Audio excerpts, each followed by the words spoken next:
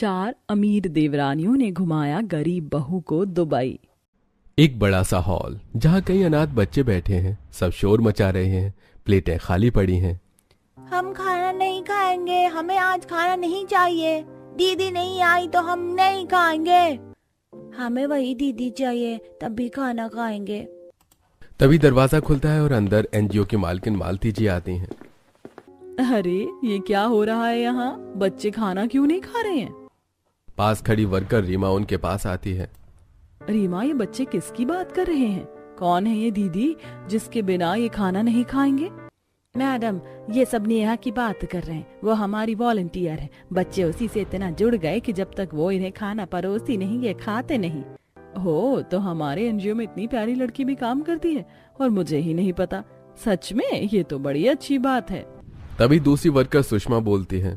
हाँ मैडम, नेहा बहुत ही साफ दिल की लड़की है, सबकी मदद करती है, लेकिन किस्मत ने उसके साथ नहीं दिया। वो एक गरीब परिवार से है, उसके पिता नहीं है और माँ पैरालाइज्ड है। घर का सारा खर्च उसी के कंधों पर है, फिर भी कभी शिकायत नहीं करती। वाह, कितनी हिम्मत वाली लड़की है, मुझे क्यों नहीं दिखी? अब मालती जी रोज एनजीओ जाने लगी उस लड़की की तलाश में, पर वो उन्हें नहीं दिखती थी। एक दिन मालती जी एनजीओ से लौट रही होती हैं। सड़क पर एक बूढ़ी औरत खड़ी होती है। गाड़ियों की लाइन के बीच कोई उसे रोड क्रॉस कराने नहीं रुकता। तभी अचानक एक साधारण सी लड़की भाग कर आती है। वो बूढ़ी औरत का हाथ पकड़कर प्यार से कहती है, आइए अम्मा, मैं आपको रोड पार करा देती हूँ, घबराइए मत। वो धीरे धीरे अम्मा को रोड पार करा देती है। दूर से ये सब देख रही मालती चौंक जाती है।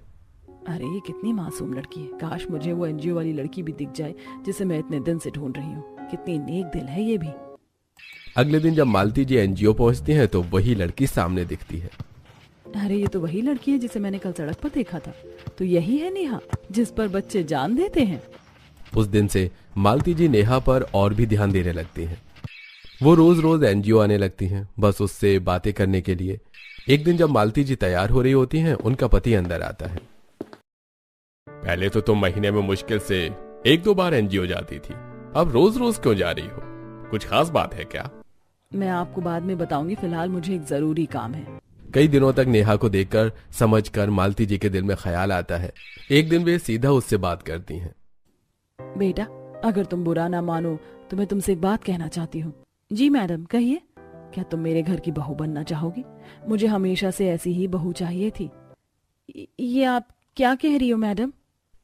ये कहकर नेहा वहां से चली जाती है, लेकिन मालती जी भी नेहा से रोज यही बात करती। एक दिन नेहा का सब्र का बांध टूट जाता है।